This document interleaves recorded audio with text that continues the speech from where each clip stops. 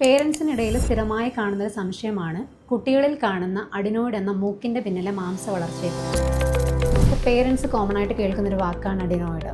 കുട്ടികളിൽ ഉണ്ടാക്കുന്ന ഈ അഡിനോയിഡിൻ്റെ ഗ്രോത്ത് എന്താണ്?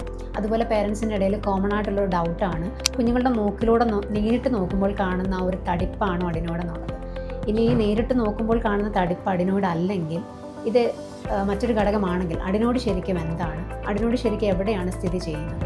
ഈ മെജോറിറ്റി ആൾക്കാർ വന്നിട്ട് കുട്ടിയെ കാണിച്ചിട്ട് പറയും കുട്ടിയുടെ മൂക്കിൻ്റെ ഫ്രണ്ടിലൊരു തടിപ്പ്. അപ്പം നമ്മൾ എന്താ ചെയ്യുന്നത് വെച്ചാൽ യൂഷ്വലി ഇതുവരെ പറഞ്ഞ് എക്സ്പ്ലെയിൻ ചെയ്യാറുണ്ട്. ഈ മൂക്കിൻ്റെ ഫ്രണ്ടിൽ കാണുന്ന തടിപ്പെന്ന് പറയുന്നത് അതിന് ടർബിനേറ്റ് എന്നാണ് വിളിക്കുന്നത്.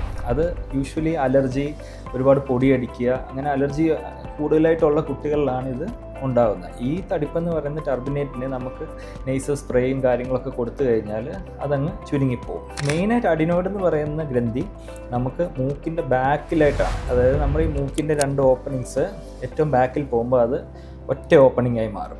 ആ സ്പേസിലാണ് ഈ അഡിനോയിഡ് എന്ന് പറയുന്ന ദശ ഉണ്ടാകുന്നത്. അതായത് അഡിനോയിഡ് എന്ന് പറയുന്നത് നോർമലി നമുക്ക് എല്ലാവർക്കും അഡിനോയിഡ് ഉണ്ട്. അതൊരു ലിംഫാറ്റിക് സിസ്റ്റത്തിലുള്ളൊരു സംഭവമാണ്. അതൊരു നോർമലായിട്ട് എല്ലാവർക്കും ഉള്ളതാണ്. പക്ഷേ ഈ അഡിനോയിഡിൻ്റെ സൈസ് ഇത് നോർമലായിട്ട് ഉള്ള സൈസിനെ കാട്ടി വലുതാകുമ്പോഴാണ് നമുക്ക് അഡിനോയിഡ് ഹൈപ്പർട്രോഫി എന്ന് പറയുന്നത്. അതായത് വീർത്ത് വരിക. അപ്പോൾ നമ്മുടെ എയർ പോകുന്ന, അതായത് ശ്വസിക്കുന്ന റൂട്ടിൽ ഇതൊരു തടസ്സമായിട്ട് കയറിയിരിക്കും. അപ്പോഴത്തേക്കാണ് കുട്ടികൾക്ക് ബ്രീത്തിങ് ഡിഫിക്കൽട്ടി വരുന്നത്. അപ്പം ചോദിച്ച പോലെ ഈ ദശ കാണാൻ പറ്റുമെന്ന് ചോദിച്ചു കഴിഞ്ഞാൽ നമുക്കിത് ചുമ്മാതെ മൂക്കിൽ കൂടെ നോക്കിയാൽ കാണാൻ പറ്റത്തില്ല.